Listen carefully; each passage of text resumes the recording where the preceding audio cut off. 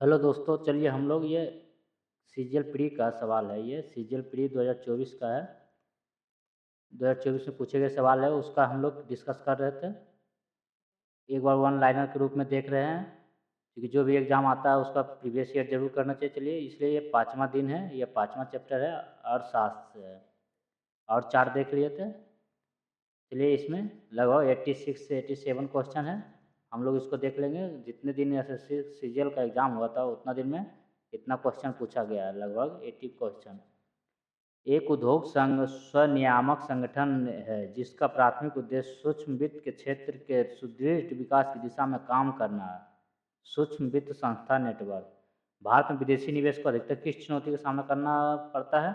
अस्थिर विनियामक परिवेश। ब्याज दर और मुद्रा की मांग के बीच क्या संबंध है? प्रतिलोम का संबंध है। पंचवर्षीय योजना सरकार द्वारा अर्थव्यवस्था में दीर्घकालीन हस्तक्षेप की सुविधा देती है। इसमें ये देती है, पंचवर्षीय योजना सरकार को अर्थव्यवस्था में दीर्घकालिक हस्तक्षेप की सुविधा देती है। अर्थव्यवस्था में दीर्घकालिक हस्तक्षेप की सुविधा देती है। 5वां, किन वस्तुओं को आर्थिक प्रक्रिया में और परिवर्तन की आवश्यकता है? मध्यवर्ती माल में। कौन सी पंचवर्षीय योजना मुख्य रूप से गरीबी हटाओ पहल पर केंद्रित है? पाँचवीं पंचवर्षीय योजना गरीबी गरीबी हटाओ पहल पर केंद्रित है। भारत में राष्ट्रीय आय की गणना के इतिहास के संबंध में कौन सा सही नहीं है? कौन सा सही नहीं है पूछ रहा है इसमें। यह एनआई की गणना करने वाला पहला आधिकारिक प्रयास पीसी महालनोबिस द्वारा किया गया था, सही है। एनआई की गणना करने वाला पहला प्रयास दादा भाई नौरोजी ने किया था, यह भी सही है। एनआई की गणना करने के लिए पहली वैज्ञानिक पद्धति का उपयोग डॉक्टर BKRV राव ने किया था, यह भी सही है। दादा भाई नौरोजी ने भारतीय अर्थव्यवस्था को 2 भागों में विभाजित किया, प्राथमिक क्षेत्र को द्वितीय क्षेत्र। ये गलत है, मतलब ये गलत है, यही है इसका आंसर है। इस पूछ रहा है, सही नहीं है। चलते हैं 8वां, CSO ने सकल वर्धित मूल्य ग्रोस वैल्यू एडेड की अवधारणा को अपनाया जनवरी 2015 में। यदि किसी बैंक की परिसंपत्ति उसकी देनदारियों से अधिक है तो इसे किस प्रकार दर्ज किया जाएगा? शुद्ध संपत्ति नेटवर्थ। वर्ष 2021 तक प्राप्त जानकारी के अनुसार किस राज्य में 15 वर्ष और उससे अधिक आयु के व्यक्तियों के बीच बेरोजगारी दर सबसे कम है? गुजरात। भारत द्वारा विकसित देशों के लिए शुल्क मुक्त टैरिफ वरीयता योजना घोषणा की गई थी, 2008 में किया गया था। किसमें? 2008 में। India infrastructure project development fund से संबंधित निम्नलिखित कथनों पर विचार करना। ये कहा गया है, IDF की स्थापना IIPDF की स्थापना 2017 में हुई थी, यही सही है। सिर्फ केवल गलत कथन गलत है, मतलब वो गलत, ये गलत है मतलब। तो सही कौन सा है? IIPDF के लिए धन केंद्र सरकार द्वारा प्रदान किया जाता है। यह योजना का आर्थिक कार्य विभाग के अंतर्गत अधिसूचित है। 10 फरवरी 2023 के बजट के अनुसार किस प्रकार के प्रत्यक्ष कर संग्रह में वृद्धि हुई है? व्यक्तिगत आयकर में। 14, 2023 में नीति आयोग की रिपोर्ट के अनुसार भारत में किस राज्य में कुल जनसंख्या सबसे कम प्रतिशत बहुआयामी गरीब का है? केरल में। चलते हैं 15, कोई स्तंभ ए से स्तंभ बी को मिलाना है। अवमूल्यन क्या है? मुद्रा के बाह्य मूल्य में आधिकारिक कमी होता है। अवमूल्यन मुद्रा के बाह्य मूल्य में आधिकारिक कमी। मूल ह्रास विनिमय की बाजार दर में गिरावट। अपस्फीति घरेलू मुद्रा का संकुचन।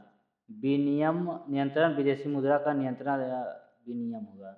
मतलब 5 1 2 3 हो गया, 5 1 2 3। चलते हैं आगे 16 नंबर। भारत सरकार ने उद्योगों की 9 श्रेणियों में भारतीय रिजर्व बैंक द्वारा 74% तक की FDI की स्वचालित स्वीकृति की अनुमति दी। महालनोबिस मॉडल किस पंचवर्षीय योजना का आधार था? दूसरी पंचवर्षीय योजना का। कौन सी परिभाषा माइक्रो फाइनेंस की अवधारणा का सर्वोत्तम वर्णन करती है? माइक्रो फाइनेंस ऐसी बैंकिंग सेवा है जो उन बेरोजगार या कम आय वाले व्यक्ति या समूहों को प्रदान की जाती है जिनके पास अन्य वित्तीय सेवाओं तक कोई पहुंच ना हो। 9-19, भारत में किस प्रकार की बेरोजगारी तब पाई जाती है जब लोग एक वर्ष की एक निश्चित अवधि के लिए पर्वतीय क्षेत्रों में पर्यटन रिसोर्ट और विभिन्न पर्यटन संबंधी गतिविधियों में कार्यरत होते हैं, लेकिन ऑफ सीजन बेरोजगार होते हैं, मौसमी बेरोजगारी। शुद्ध निवेश क्या है? सकल निवेश माइनस मूल ह्रास। बहुत इंपॉर्टेंट है, ये बहुत बार आता रहता है। शुद्ध निवेश क्या है? सकल निवेश माइनस मूल ह्रास। वित्तीय सेवाओं अर्थात मूल बचत जमा खातों, विप्रेषण, ऋण, बीमा, पेंशन तक किफायती तरीके से पहुंच सुनिश्चित करने के लिए वित्तीय समावेशन के लिए राष्ट्रीय मिशन कौन सा है? प्रधानमंत्री जन धन योजना। निम्नलिखित विकल्पों में कौन से में से भारत की सबसे पुरानी लौह इस्पात कंपनी की पहचान कीजिए।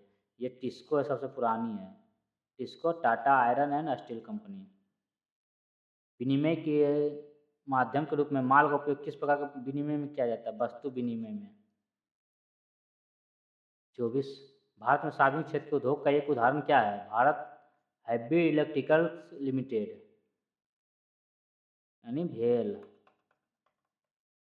प्रथम पंचवर्षीय योजना की वास्तविक विकास दर क्या थी? 3.6%। स्तंभ में स्तंभ 2 से मिलाना है। चलिए इसको सकल राष्ट्रीय उत्पाद। सकल राष्ट्रीय उत्पाद क्या हो जाएगा? राष्ट्रीय उत्पादन का मौद्रिक मूल्य। कुल राष्ट्रीय उत्पाद हो जाएगा वर्ष के दौरान माल सेवाओं का उत्पादन। व्यक्तिगत आय ये हो जाएगा किसी निश्चित अवधि में व्यक्ति के उत्पादन द्वारा प्राप्त वार्षिक आय। प्रयोज्य व्यक्तिगत आय के कर के बाद। 3, 4, 1, 2।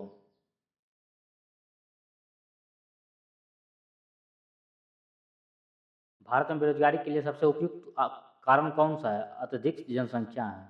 भारत का केंद्रीय बैंक या भारतीय रिजर्व बैंक स्वतंत्रता से पहले 1934 में बनाया गया था। एक केंद्रीय बैंक बनाने की सिफारिश नामक एक आयोग द्वारा की गई थी। केंद्रीय बैंक बनाने की सिफारिश किसने किया था? हिल्टन यंग आयोग ने। स्वतंत्रता के बाद जीडीपी में कृषि क्षेत्र के संगठन और रोजगार के संबंध में निम्नलिखित कौन सा कथन सही है? कौन सा कथन सही है पूछ रहा है। चलिए ये देख लेते हैं। जीडीपी में कृषि क्षेत्र रोजगार दोनों के अनुपात में उल्लेखनीय गिरावट आई। ये गलत है, मतलब ये है कृषि द्वारा जीडीपी में योगदान के अनुपात में उल्लेखनीय गिरावट आई, लेकिन कृषि क्षेत्र में निर्भर रोजगार में गिरावट नहीं आई। यही इसका राइट आंसर है। वर्तमान में कौन सा देश भारत के शुल्क मुक्त टैरिफ वरीयता योजना का लाभार्थी नहीं है? मतलब अंगोला नहीं, मतलब सभी है। बुरुंडी भी है, रवांडा भी है और म्यांमार भी है, मतलब ये नहीं है। यही इसका आंसर है। सार्वजनिक क्षेत्र का उद्योग क्या है? भेल है। धन मजदूरी परिवर्तन की तरफ बेरोजगारी दर के बीच अनुभवजन्य रूप से स्थापित संबंध को किस रूप में जाना जाता है? फिलिप्स वक्र। निम्नलिखित कौन सा औद्योगिक नीति वक्तव्य 1980 का सामाजिक आर्थिक उद्देश्य नहीं है? सामाजिक आर्थिक उद्देश्य नहीं है। अधिकतम प्रत्यक्ष विदेशी निवेश की अनुमति नहीं है। निम्नलिखित में कौन सा सरकार के लिए गैर कर राजस्व स्रोत का उदाहरण है? शुल्क और जुर्माना। क्या? शुल्क और जुर्माना।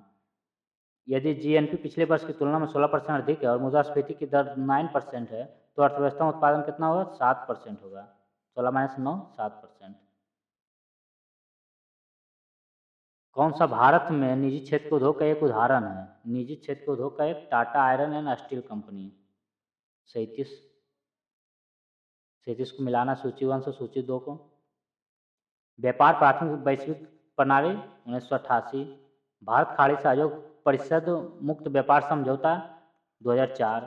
भारत कोरिया गणराज्य व्यापार आर्थिक साझेदारी 2010। 7th व्यापार नीति समीक्षा 2021।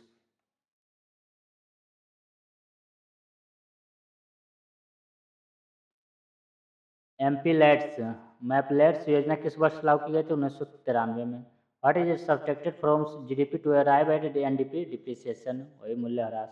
स्टैंड अप इंडिया पहल का प्राथमिक उद्देश्य क्या है? एससी और एसटी महिला उद्यमियों के लिए बैंक ऋण की सुविधा प्रदान करना। 41। निम्नलिखित करों को लागू करने का क्रम पहचान करना, मतलब पहले भूमि राजस्व, फिर बिक्री कर, फिर मोडवैट, फिर सेवा कर को लागू किया गया।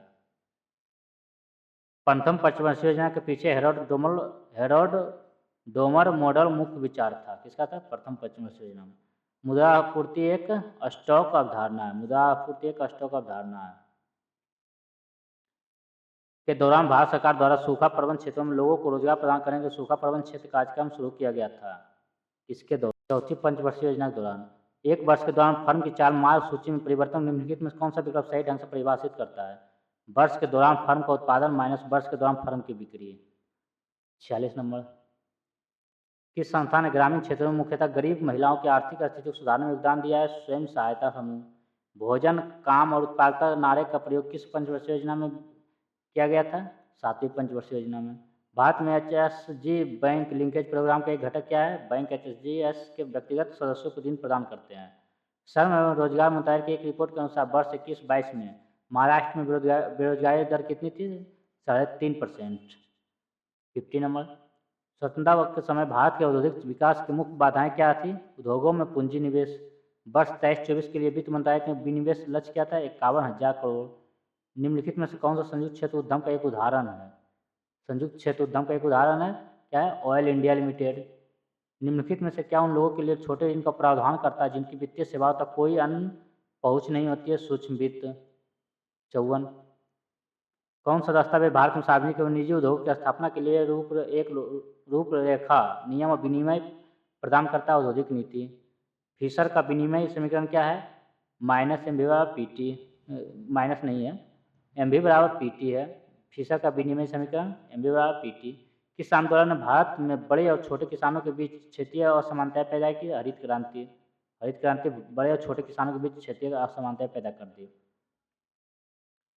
लचीला मुद्रास्फीति लक्ष्यीकरण फ्रेमवर्क भारत में 2016 में 2016 में भारतीय रिजर्व बैंक आरबीआई अधिनियम 1934 में संशोधन के बाद लागू किया गया था।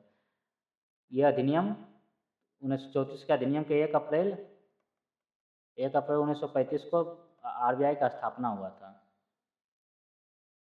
कब? 1 अप्रैल 58। निम्नलिखित में कौन सा कथन द्वितीय पंचवर्षीय योजना के संबंध में गलत है? गलत के बारे में पूछा गया। योजना के दौरान विद्युत, रेलवे, इस्पात आदि उद्योग स्थापित किए गए। सही है। यह योजना केनियन मॉडल पर आधारित, ये गलत है। ये योजना समाज के समाजवादी स्वरूप प्रतिलंबित था। ये सही है। भारी मूल उद्योग तीव्र औद्योगिकरण पर जोर दिया गया था। ये भी सही है। जब कोई व्यक्ति सार्वजनिक वस्तुओं के लिए कुछ भी भुगतान नहीं कर रहा है तो इसे क्या कहते हैं? Free rider. फ्री राइडर के रूप में जाना जाता है। जब कोई व्यक्ति सार्वजनिक वस्तु के लिए कुछ भी भुगतान नहीं कर रहा है तो इसे फ्री राइडर के रूप में जाना जाता है। बहुत अच्छा क्वेश्चन फ्रेंड्स। चलते हैं 60 नंबर। भारत में स्वयं सहायता समूहों SHGs और सूक्ष्म वित्त संस्थाएं MFIs के बीच क्या अंतर है? SHG आमतौर पर छोटे समुदाय आधारित संगठन होते हैं जबकि MFI बड़े और अधिक औपचारिक संस्था होते हैं। विशेष आर्थिक क्षेत्रों स्पेशल इकोनॉमिक जोन में व्यवसायों को दिया जाने वाला प्राथमिक लाभ क्या है? कर और शुल्क रियायतें। 62 नंबर।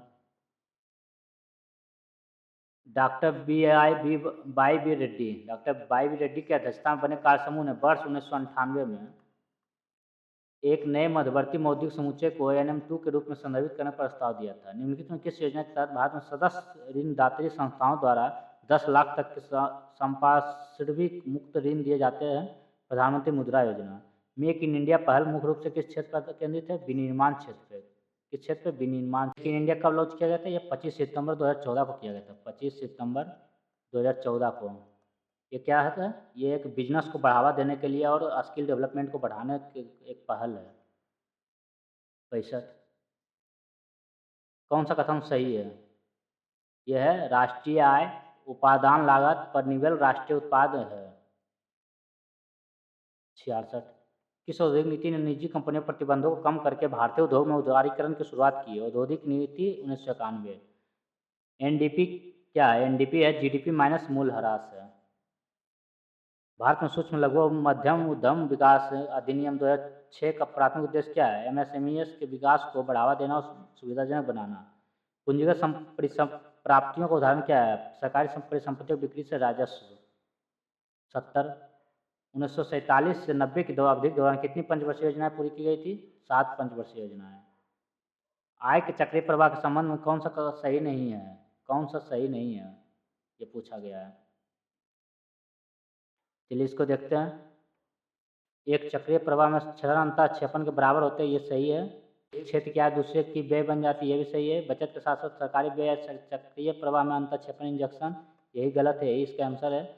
वास्तविक प्रवाह और मौद्रिक प्रवाह विपरीत दिशा में चक्रीय गति करते हैं। ये सही है। 72 नंबर। भारत सरकार की कौन सी योजना लक्ष्य समूह दृष्टिकोण का एक भाग है? सीमांत कृषक विकास agency, marginal farmers development agency, MFDA। Bharat में कौन सा क्षेत्र मौसमी बेरोजगारी का सामना करता है? कृषि क्षेत्र।